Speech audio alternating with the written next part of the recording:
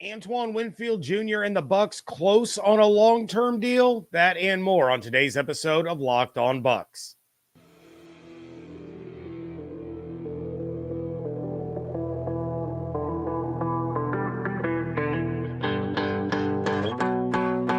You are Locked On Buccaneers, your daily Tampa Bay Buccaneers podcast, part of the Locked On Podcast Network, your team every day.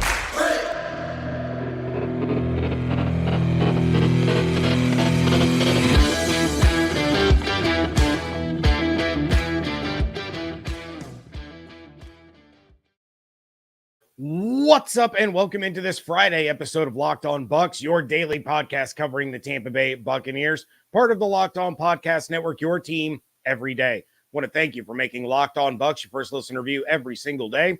Don't forget you can subscribe or follow for free on YouTube or wherever you get your podcasts. And of course, you can follow along on Twitter. I am James Yarcho at JYarcho_Bucs, credentialed member of the media covering your Tampa Bay Buccaneers as deputy editor of SB Nation's BucsNation.com. Here with you every Monday through Friday, along with the everydayers. And for that, I want to share my appreciation for your continued support of the show. One of the ways you can support the show is become a Locked On Bucs insider. You're going to get news, rumors, updates, general thoughts, and one-on-one conversations with me via text message, which this week tend to, center around the fact that my son's hockey tryouts are never ending, but you can become an insider today by going to joinsubtext.com/LockedOnBucs. This episode is brought to you by FanDuel.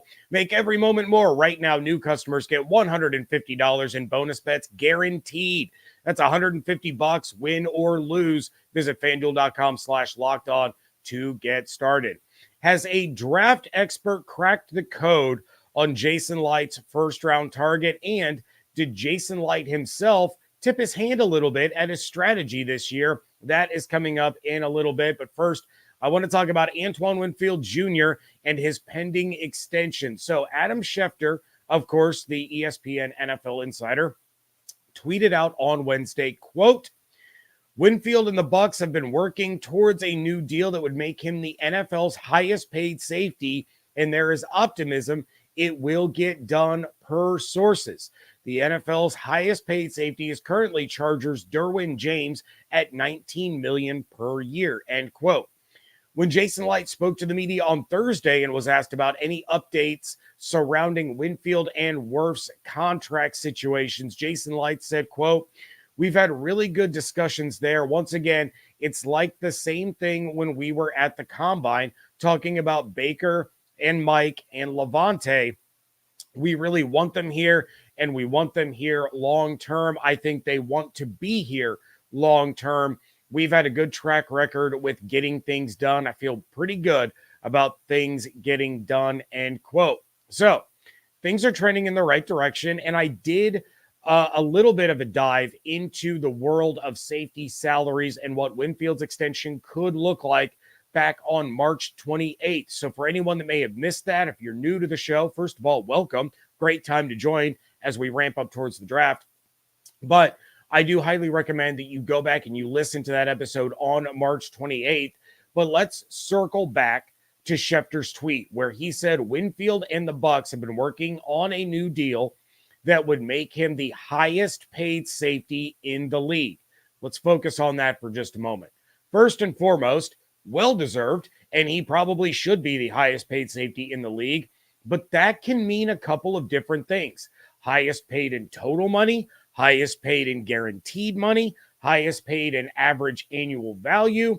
Those could all qualify him as quote-unquote highest paid, but those contracts could all end up looking very, very different. So Schefter points out that Derwin James being the highest paid at $19 million per year.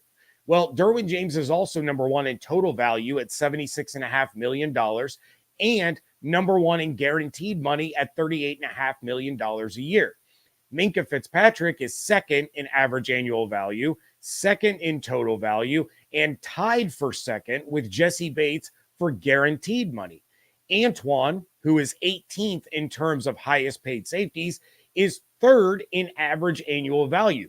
Jesse Bates and Kyle Duggar, Both have more guaranteed money than Xavier McKinney, who has the fourth highest value among all safeties. So that's kind of my point here.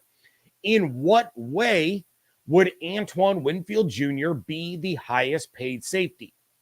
Let's take a look, for example, at a 4-year deal worth $70 million. That is going to be tied for third among safeties. But if 40 million of that 70 million is guaranteed, now he's the top paid safety in the NFL in guaranteed money. But that also averages out to $17.5 million per year, which puts him third in average annual value. So just because Adam Schefter says that they're working towards making him the highest paid safety in the league, that doesn't mean that his contract will have a higher average annual value or a higher guaranteed salary or a higher total value than Derwin James, who leads the league in all of those categories. It just means that Antoine will lead Derwin James in at least one of those three categories. And again, you can easily make the argument that Antoine should top Derwin James in all three, but my guess is that Winfield will not be the leader in average annual value. It will either be total value or guaranteed money. If you take a look at the Mike Evans deal, where he essentially gets $20.5 million per year, his guaranteed money is only $29 million, and the total value is $41 million. These contracts are manipulated and arranged in order to help teams with the salary cap. And of course, agents love to flaunt around the total value amount rather than the guaranteed amount. And that total value is the amount of money that's going to be talked about on ESPN, on NFL Network, on Twitter, when the details initially emerge. That's what everyone focuses on first and foremost. So way back on my episode on March 28th, when I did the contract dive into the top 5 highest paid safeties in all of those categories, I ended up at the conclusion that I think that Antoine Winfield Jr. will wind up with a 4-year deal. And that's going to allow him to hit free agency again before his age 30 season. So he'll get a chance to cash in a second time. But it was going to fall in the 4-year, $72 million, $40 million guaranteed range. So that is, again, under Derwin James in total value, but just above Derwin James in guaranteed money. It also works out to $18 million a year, which puts him third among all safeties, behind Derwin James and behind Minkah Fitzpatrick. But you could also end up with the headline because of that $40 million guaranteed that Antoine Winfield Jr. is the highest paid safety in the NFL. It all depends on what category that you are looking into and which category you are focusing on. I think we're getting closer to seeing this get done, although I'm not sure it's going to happen before the draft. Of course, because I just said that, it is going to be done within 2 hours of this live show, because that's the way these things work. I can't remember what it was. I had done a live show here on YouTube, and I think I mentioned Van Jefferson as a potential wide receiver target in free agency for the Bucs. Within an hour of this show being over, he had already signed with, where did he end up? I think the Pittsburgh Steelers.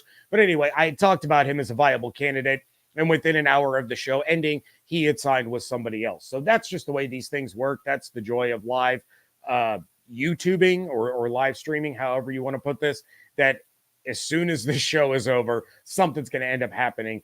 And then we'll just have to talk about it on Monday. I'm going to dive into the chat real quick. Divis Druid, first one in the chat today, says, here, 10th week in a row to rep Johnny Wilson, pick later in the draft to learn under Mike. I would love the idea of Johnny Wilson joining the Buccaneers. We'll see how all of that pans out. Sean Wallace in the chat says, love me some Johnny Wilson later. Yeah, I like that idea. We have IDK Manny says Laiatu Latu for the Bucs. Fingers crossed. I'm going to talk more about Laiatu Latu coming up in a little bit on the show. And then we got Nathan Elliott in the chat saying, what up, James? What up, Nathan? Appreciate you being here. Always love seeing my every livers in the chat. And of course, new faces every time we roll around. But did Jason Licht accidentally tip his hand for the draft coming up in less than 2 weeks? That is next on today's episode of Locked On Bucs, part of the Locked On Podcast Network, your team every day. Passion, drive, and patience, what brings home the winning trophy is also what keeps your ride or die alive. eBay Motors has everything you need to maintain your vehicle and level it up to peak performance. From superchargers, roof racks, exhaust kits, brake kits, LED headlights, and more, whether you're into speed, power, or style, eBay Motors has got you covered. With over 122 million parts for your number one ride or die, you'll always find exactly what you're looking for. And with eBay Guaranteed Fit, your part is guaranteed to fit your ride every time or your money back. Because with eBay Motors, you're burning rubber, not cash. With all the parts you need at the prices you want, it's easy to turn your car into the MVP and bring home that win. Keep your ride or die alive at ebaymotors.com. Eligible items only. Exclusions apply. eBay Guaranteed Fit only available to U.S. customers.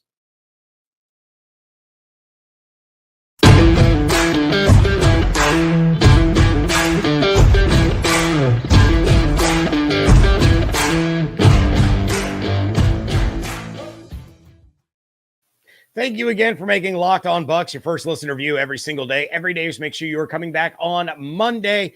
We only have 2 mock draft Mondays left. We are going to go hard on the mock drafts this coming Monday. Cannot wait. Going to do a couple of different situational mock drafts and then allow you guys, the viewers and the listeners, to decide which one is the best. Really excited to dive into that. In the meantime, are you watching Fox Sports or ESPN on your TV all day and you have to turn down the volume with all that shouting? Make the switch to Locked On Sports today, a free 24/7 sports streaming channel programmed for you every day to bring you the biggest stories without all the screaming. Locked On Sports Today brings you can't-miss analysis, opinions, and news, streaming 24/7 on YouTube or the free Amazon Fire TV channels app, part of the Locked On Podcast Network, your team every day. So I just mentioned that I was doing a live show, and very shortly after, some news broke, and I see 2 of you in the chat mentioning the same thing. We had Bat W saying show was on when Mike signed, and then Nathan Elliott said that's exactly what happened to you, James. Earlier this year, you did a video about Mike Evans, and shortly after he was re-signed. I will say this about that Mike Evans episode. That was actually not a live episode, but the Mike Evans signing news came shortly after the live premiere on YouTube. So that was actually a pre-recorded show that I had done on Sunday. And then I believe that news happened on a Monday morning. But this is an actual live show. We always do those live premieres to get the live chat going on YouTube. But this is a live show. It is currently 12:53 p.m. Eastern time. Real quick, one more in the chat. Divis Druid, from what Light said, looks like if Latu or Verse are still around by pick 20, we are trading up. It's interesting that you say that, Divis Druid, because Jason Licht hosted his pre-draft media availability on Thursday and was asked about the team's biggest need. You guys know my answer. It's edge rusher. In fact, my order of needs, not order in which I feel they should address the positions, just based on who they have on the roster right now, both in terms of starters and depth. I say it goes edge rusher, guard, running back, wide receiver, cornerback, inside linebacker, safety, tight end. That is my order as it stands right now on Friday, April, 12th. However, Jason Licht probably thinks there's more needs than that. In fact, I know he thinks that there's more needs than that, because when he was asked about the biggest need, he said, quote, "We have a lot, and that's okay to have a lot of needs. I think it's a good thing, actually.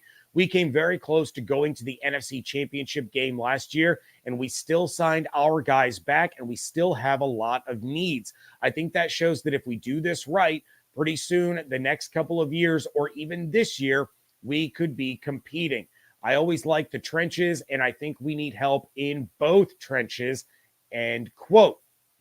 So we know the GM believes the team has a lot of needs. We also know that the Bucs only have 7 picks and none in the 5th round.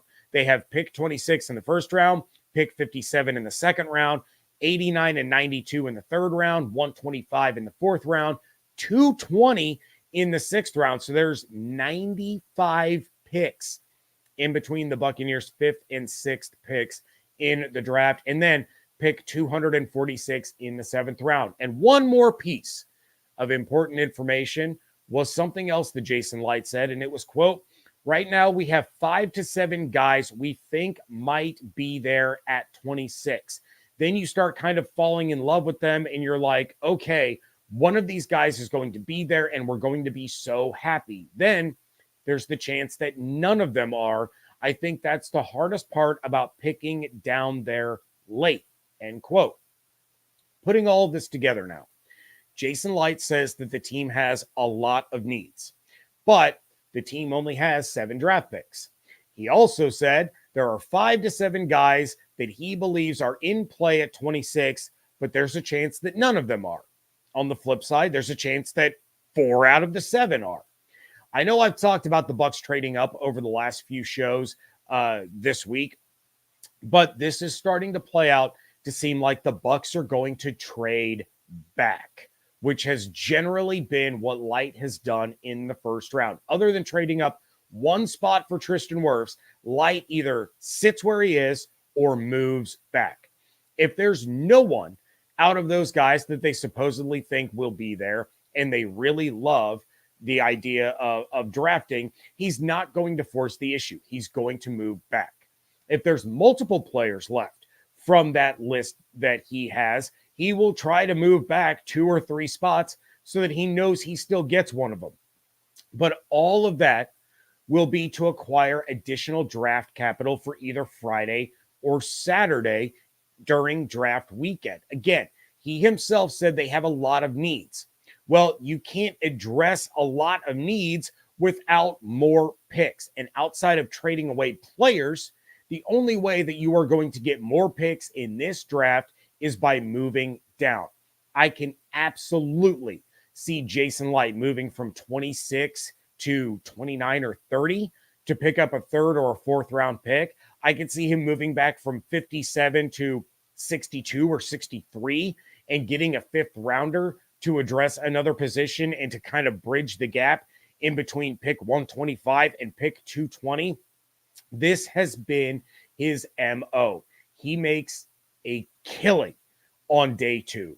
He has found some really solid day 3 gems, and he has moved back more often than not in the 1st round to get those extra picks. So while I have talked about Jason Licht moving up and people believing that the Bucs could move up, should move up, will move up, I won't be surprised, going back to your point, Divis Druid in the chat, I won't be surprised if he moves up 3 or 4 spots to go grab Jared Verse or Leatu Latu.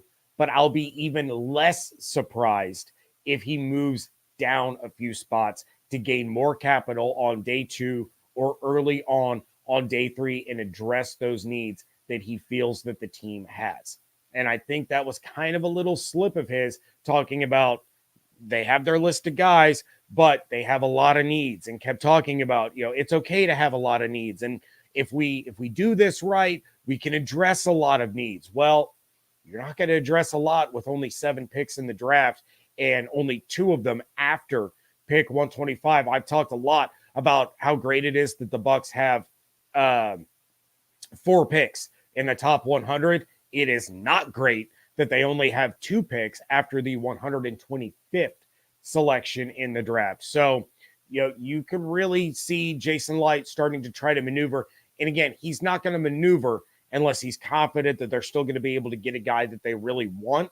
But if one of those 5 to 7 players that he, talked about, quote unquote, falling in love with isn't there, or multiples of them are there, you're going to see him slide back in the draft, get more capital, and really have more opportunities to bring in impact players.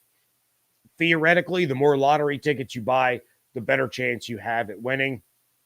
I guess the lottery isn't a great comparison. The more raffle tickets you buy, the more 50-50 tickets you buy, the better chance you have at winning. In the end, it has been Jason Licht's MO to move back rather than move up. And I think he kind of alluded to it a little bit when speaking with the media on Thursday. Going to jump into the chat real quick. Scotty J in the chat saying, whoo, just made it. What did I miss? Well, I talked about Antoine Winfield Jr. and the Bucs getting closer on a contract extension, and then how I think that Jason Licht might have kind of slipped up and mentioned that he was going to trade back in the draft rather than trade up. Divis Druid says Licht knows a GM who is willing to trade to get closer to pick 20, or he wouldn't have said that. It's draft season. I mean, that's really the best way that I can put it. It's draft season. Trust no one and believe even less is really the best way I can put that, unless I tell you something, and then always believe me, because we all know that I am always right 100% of the time. David's not here to correct me on that anymore, so I'm going to go ahead and roll with it and say things like that. But in the chat, Sean Wallace, Chop Robinson sounds very good, about 29. And then Bat W follows that up. Chop is the biggest boom bust player in the draft. I'm going to talk about Chop Robinson coming up in just a little bit, because there is one draft expert that seems to know what Licht is going to do on day one of the NFL draft. That is coming up next on today's episode of Locked On Bucs.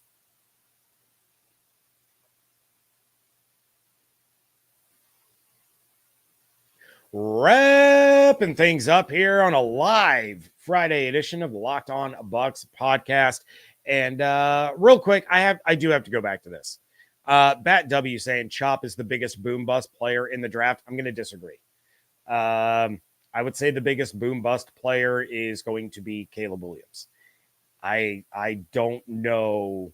I'm not getting good vibes from Caleb Williams. And of course, the spotlight's going to be on him much more because he is a quarterback, but I would put him well above Chop Robinson as far as a boom bust candidate. But Matt Miller, an ESPN draft analyst and insider, had a phenomenal piece over on ESPN Plus where he wrote up the latest news and questions regarding all 32 teams in the NFL as it pertained to the NFL draft. And Miller sees the Buccaneers team needs just a little bit differently than I do. He said that offensive line is the biggest need, followed by edge rusher, wide receiver, and then corner. He did say that you could view offensive line and edge rusher both as 1A, 1B, but he leaned offensive line, saying the Bucs need a guard and a center. I don't agree. I think Robert Hainsey is still a serviceable center as long as you upgrade that left guard position, or you can bring in a center and then move Robert Hainsey over to guard. Either way, you need one starting offensive lineman, whether you're putting them at center or putting them at guard, because Robert Hainsey can do either. I think Robert Hainsey struggled a lot last year based off of the compensation for how much Matt Filer and Aaron Stinney were struggling next to him. And then, of course, the growing pains of Cody Mauch as a rookie in the NFL. I still think that Robert Hainsey is going to be completely fine at center. I don't think they need both. They just need one starter. But he got into Miller, who I'm referring to, Matt Miller got into what he was hearing regarding the Buccaneers draft. And Miller said, quote, "The Buccaneers were very active on the pro day circuit, visiting with the top pass rushers in the class. I spoke to a defensive line coach who recently noted that Tampa Bay has been doing a ton of work on Laiatu Latu, Chop Robinson, and Darius Robinson. The expectation is the team could target a defensive end or edge rusher with the number 26 pick and then hit needs on the offensive line in round 2 or with one of the two selections in round 3, end quote. I think ultimately this makes the most sense. I love Graham Barton. You guys know that. I really like Jackson Powers Johnson. You guys know that. But I think when we go back to when I was talking about the collective of the draft rather than individual value or picks in a vacuum, you are going to get a bigger impact player at edge rusher in the first round than you would on day 2. All due respect to Marshawn Nealon and Jonah Ellis and those guys that we've talked about as being day 2 edge rush prospect candidates, you will absolutely be able to find a quality starting guard on day 2. If you go back to what I was saying on Wednesday about Jason Licht being somewhat transparent when it came to first round selections over the course of his tenure, it seems that the vast majority of people have the Bucs going with an edge rusher in the first round, and that's likely what we're going to see, barring a huge run on the position or something crazy happening. Matt Miller, for those of you that don't know who he is, he used to work for Bleacher Report. Now he's with ESPN. He was the guy that and you longtime everydayers know this, I very openly bashed Matt Miller during the draft process, both on this podcast as well as at bucksnation.com. When he had the Buccaneers taking O.J. Howard in his very first mock draft, and then he rarely wavered from that stance throughout the entire draft process. And I think his first mock dropped like the week after the Super Bowl.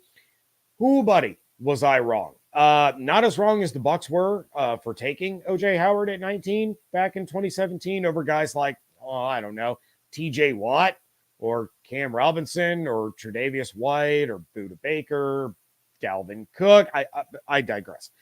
The talent isn't as deep when it comes to day 1 game changers at edge versus who you're going to get at edge rusher on day 2. I am still pounding the table that it should and hopefully will be Leatu Latu, but I'm not sure that he falls to them. I think it's more likely if they stay at 26 that they're going to be deciding between Chop Robinson and Darius Robinson. But stranger things have happened. I have mentioned on this show quite a few times about Leatu Latu's injury history and the medicals, potentially being a concern for GMs.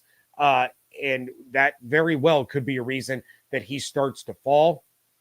And, to Divis Druid's point, I'm not, just because I talked about how it seems more likely that Jason Licht is going to trade back, I am not going to sit here and pretend like I don't believe what I just told you earlier this week, that if there's a guy that starts to slide like a Leatu Latu, like a Jared Verse, and he's within shouting distance for the Buccaneers to move up, they will be aggressive to get the guy that they want. And I go back again to Jason Licht mentioning 5 to 7 players that they have that they feel will be there at 26 that they're really falling in love with. If Jared Verse or Leatu Latu are the last players on that list, when you get to pick 20, 21, 22, Jason Licht will be aggressive and go get his guy. At the same time, he also may sit back and say, you know what, let's reevaluate. Let's see what's going on. Let's fall back a couple of spaces and gain additional capital. Just because it's more likely, in my opinion, that he trades back does not mean I'm ruling out that he will trade up. And I also don't want you to worry. I'm not going to go live on this show, on this channel after the first round, screaming about how stupid Jason Licht is if he passes on an edge rusher for a different position. I might be a little irritated if he trades back, if Leatu Latu is still on the board or something like that, but I withhold all judgment until the draft is over. I tend to agree, though, with Miller here. He's pretty dialed in when it comes to draft rumblings and news and getting some of this inside information. And it just makes the most sense to me based on how the team is currently constructed versus the depth at positions of need for the Buccaneers. The talent pool is much deeper along the interior offensive line or running back or wide receiver or corner when it comes to day 2 and day 3 than it is at a plug and play impact edge guy. That's not to say that Nealon or Ellis can't be impact edge guys, but I don't think it's as simple as plug them in on day one the way it would be with Leatu Latu or Jared Verse, potentially Chop Robinson. There is still a little concern there about the production versus the athletic profile. I'm not as concerned as others are. I know a lot of you in the chat have been concerned about it, but when it comes to plug and play guys, you are going to be hard pressed to find one on day two the way you will a guard or a center or a wide receiver or a running back or some of these other positions. Going to jump into the chat one more time real quick. Bat W says Drake May will leave. Who drafts him as a smoking ruin? We'll see. Last year I went into the draft process not sold on really any of the quarterbacks. I was very vocal about how I wouldn't take CJ Stroud. I've owned up to that. I've eaten my crow. CJ Stroud was absolutely phenomenal. I wasn't a big fan of, oh my gosh, I just forgot his name. My goodness, Bryce Young. Whew, it's been a long week. I wasn't big on Bryce Young either. I don't really know how I feel about Drake May. I know Caleb Williams has been throwing up red flags left and right. I don't really like Michael Penix all that much, just based on how he performed under pressure. I think his arm talent is out of this world, but I don't think he has it up here, at least not yet. That's something that may come with time, but he is certainly a quarterback that I would not draft if I needed a quarterback for 2024. Drake May, I think, is, to me, it's kind of a coin flip. And I would say that Daniels has the highest ceiling, but also has the lowest floor. I said the same thing about Anthony Richardson last year. Anthony Richardson would have been the quarterback that I would have taken last year because of the just such a high potential. Unfortunately, he was derailed with injuries last year, but I think he's going to be a really talented and solid and exciting player in the NFL. I'm on record as saying I do not like Caleb Williams if I am an NFL GM or a head coach in need of a quarterback. We'll see if this ends up being a CJ Stroud situation or if it ends up being I told you so situation. Divis Druid says he better grab a center if they pass on edge. I'm assuming you mean in the first round. Doesn't have to be a center. Again, you can draft a guard in the second round. You can get a guard in the third round. And again, Jason Licht has continuously found starting caliber offensive linemen on day two of the draft. You know, if you see a potential, massive threat at wide receiver sitting there and he's the last guy left that you really love, the edge rushers are gone. Graham Barton and Jackson Powers Johnson are gone. And you're looking at Adonai Mitchell sitting right there. And you're like, whew, we could have Adonai Mitchell join Mike Evans and Chris Godwin. That's something that I think is worth doing. I think it's worth taking. But again, it's all about the collective. So Divis Druid, again, I will implore you, do not overreact to round one. Wait and see what the collective of the NFL draft brings the Buccaneers. But that is going to do it for this episode. I appreciate all of you so much in the live chat. You guys make this just so much fun to go live with you. I will be back on Monday. We're down to 2 mock draft Mondays. Plenty of mock drafts coming up for you. Then in the meantime, check out everything going on over at BucsNation.com. Follow on Twitter at Locked On Bucs, at JYarcho_Bucs. Become a Locked On Bucs insider. Go to joinsubtext.com/LockedOnBucs to sign up. Make sure you are subscribed to the YouTube and wherever you get your podcast. Don't wait on me to go live on YouTube. Carry me in your pocket on your cell phone on your podcast app of choice, and you can listen to me anytime, anywhere. Hope you all have an absolutely outstanding weekend. Stay safe, stay healthy, fire the cannons. Want to thank you so much for joining me right here on Locked On Bucs, part of the Locked On Podcast Network, your team every day.